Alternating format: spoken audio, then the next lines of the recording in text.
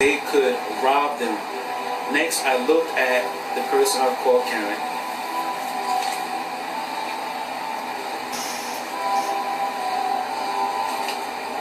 And then,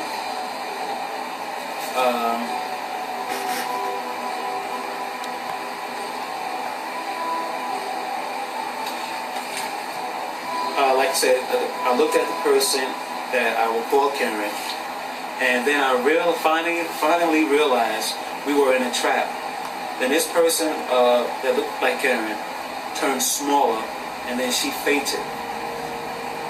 Then I saw mobs of people running in the streets, attacking people who have gone through the white small building Karen and I have gone through early inside the street, and then to end up in the backyard where people were beating, punching, and grabbing other black people inside the street.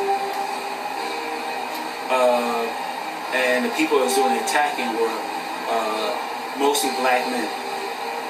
I wanted to approach this black woman who was in the street, but she looked like she knew that I was not supposed to be here, and she also looked like she wanted to attack Karen, who was recovering from fainting.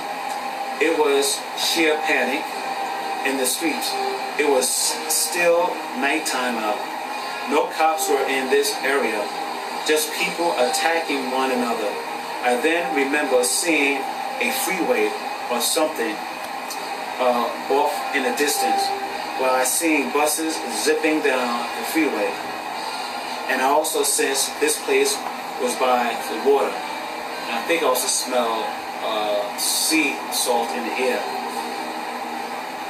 Then I also felt as if I was inside another city, other than Bedford-Stuyvesant.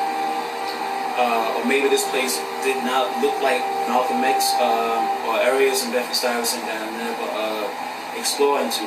But anyhow, I then placed myself up against a project wall, and then I saw a black male midget or black short person coming off an elevator inside a project complex which stood a few feet before me.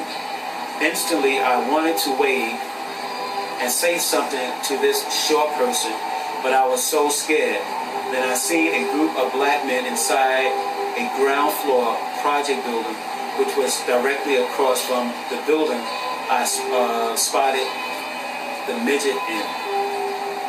The midget walked out of his building, and then he came outside.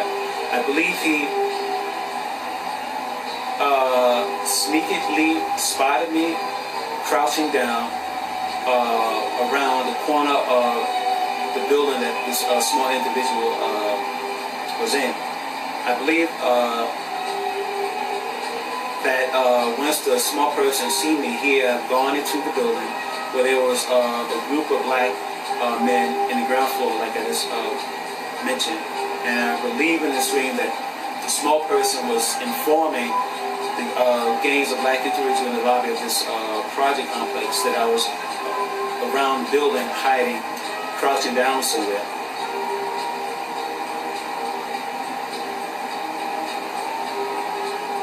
And once I realized that I believe the midget was informing on me that I was hiding around the building, I began to feel very terrified, and I decided to conveniently leave this dream, and then I woke up from this bizarre incident or this bizarre dream. The next number in this piece is the number 2. This segment is called Section 10, Two Black People Dream, or Two Black Teenagers Dream, or S10 2BLKTAGD. In the month of April 11, 2010, I recorded this dream inside my dream book. Today I dreamt that I was inside a bus. I believe K and I was in this bus.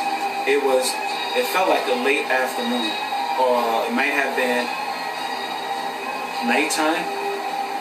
The bus we were in was slightly crowded with other passengers. I sat by the window and I looked out through the bus window and I spotted a group of black teenagers. These teenagers were in spring or summer wear.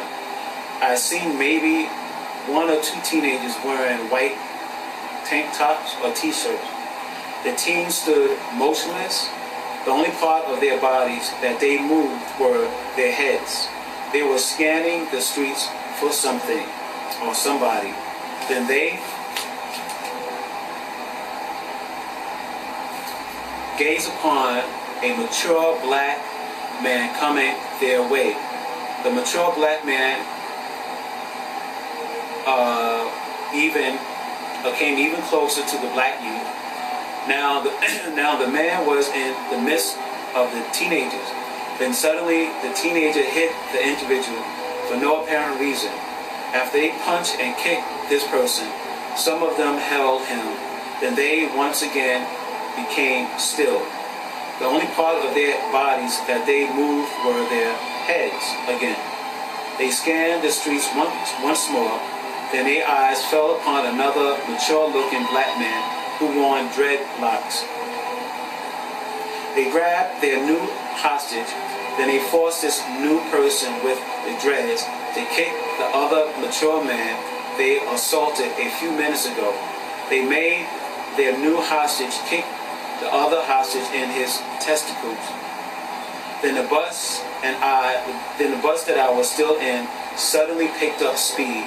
And then I thought to myself, Kate, which is Karen, better stay in this bus with me, and the next exit, and exit the bus with the next bus stop. And the bus continued to swiftly ride down the street from this area. Then I woke up from the street.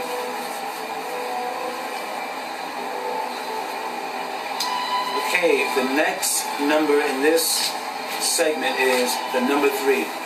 This segment is called Section 10, One Black Zombie Dream, or S10, 1 BLKZD. In the month of May 8th, 2010, I recorded this dream inside my dream book. I dreamt that it was daytime and I was outside somewhere. I believe it might have been a spring or summer day. I wore light clothing. I seen white people in the streets before me. I sensed most of the white people I seen in the streets were law enforcement, wearing civilian clothing. I also picked up that something terrible had happened. The reason why I felt this way is because the people I seen looked perplexed. The next thing that took place inside this dream was now I was riding inside an elevator with 2 or 3 Hispanic-looking individuals. One of the individuals had a small dog inside his shoulder bag. I picked up while the elevator was going upward that the people in this elevator left this building for some unknown reason to me, and then they had probably decided to return back into the building where most of the building residents had left this complex. The Hispanic individuals did not notice me inside the elevator. The elevator finally stopped upon the top floor or near the top floor. The people inside the elevator walked out and they walked into an apartment which was occupied with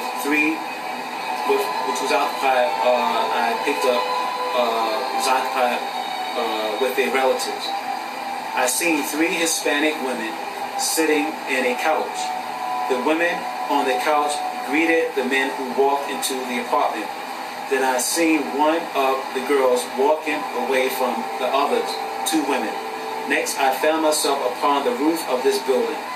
I spotted a man throwing a dish-like plate at another person upon a roof of a tall structure, which was probably across the street of this building.